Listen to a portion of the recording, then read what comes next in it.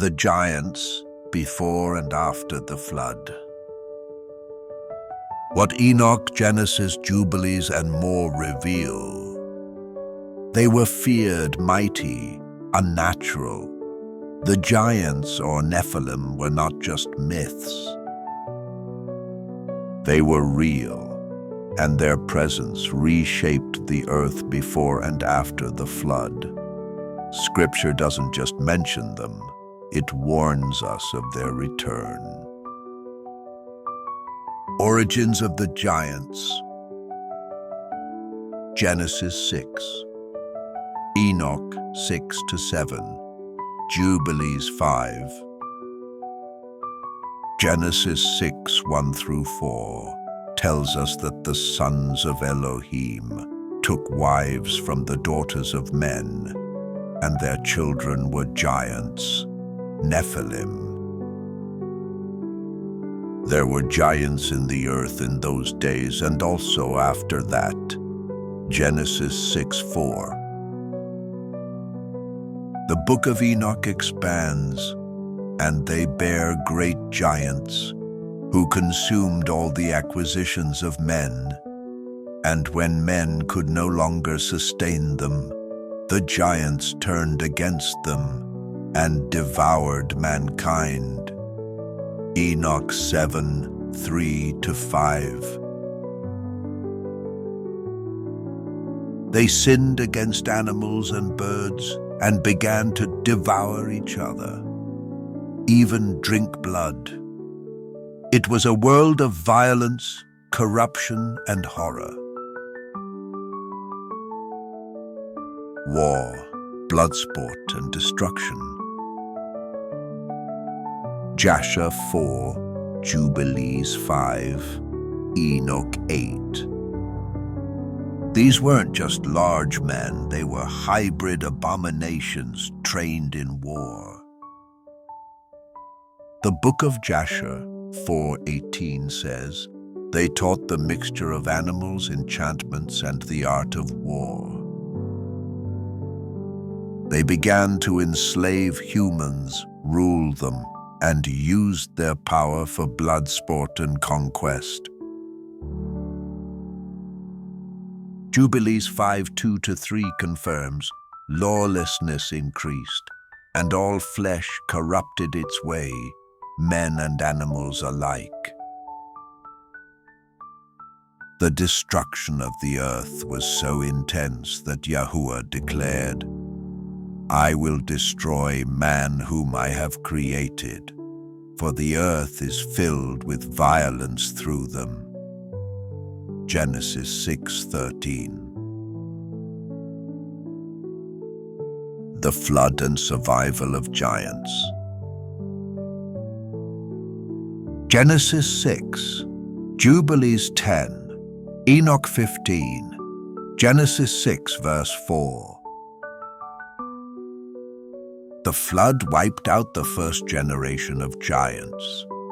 But Genesis 6:4 says, and also after that. After the flood, Nephilim-like giants reappeared. The Rephaim, Zamzumim, Anakim. How? The Book of Jubilees 10 says that their spirits, the disembodied Nephilim, became evil spirits on the earth after their bodies were destroyed. And now the giants, who are produced from the spirits and flesh, shall be called evil spirits on the earth. Enoch 15:8-10.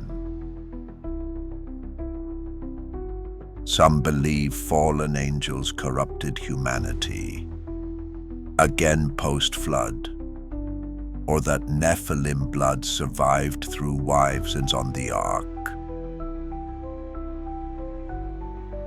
Giants after the flood. Numbers 13, Deuteronomy 2-3, 1 Samuel 17. Moses sent spies into Canaan who said, "We saw the Nephilim there. We seemed like grasshoppers in our own eyes." Numbers 13:33. Deuteronomy 3:11 mentions King Og of Bashan. His bed was 13 feet long.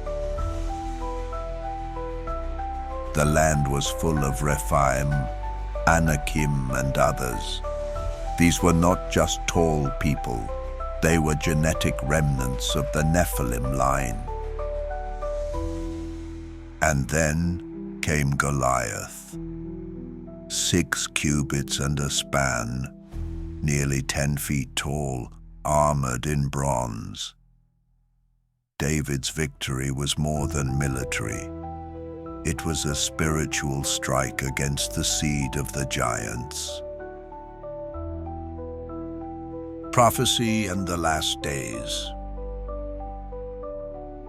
Matthew 24:37, 2 Esdras 5, Revelation 12. Yahusha warned, "As it was in the days of Noah, so shall it be in the days of the Son of Man." Matthew 24:37. In the days of Noah, the world was full of violence, mixing of seed and corruption. 2 Esdras 5 says, "Men shall become monstrous, and reason shall hide itself." Revelation 12 speaks of a war in heaven, and the dragon warring with the remnant of the woman's seed. Could the return of Nephilim be hidden in genetic manipulation, hybrid beings, and unnatural abominations? The days are returning. The warning and the hope. Be set apart, be vigilant. These giants were more than ancient threats. They are a picture of the enemy's plan to corrupt Yahuah's creation. But Yahusha came to crush the head of the serpent's seed. And for the weapons of our warfare are not carnal, but mighty through Elohim. 2 Corinthians 10:4. The fight continues in the Spirit, and we overcome by the blood of the Lamb and by standing firm in truth. Return to what is written, Yahusha reigns. The giants were real, their destruction was real, and their return may already be happening. But Yahuah is greater, and his remnant will not bow. Stand firm, stay in truth. Yah bless you.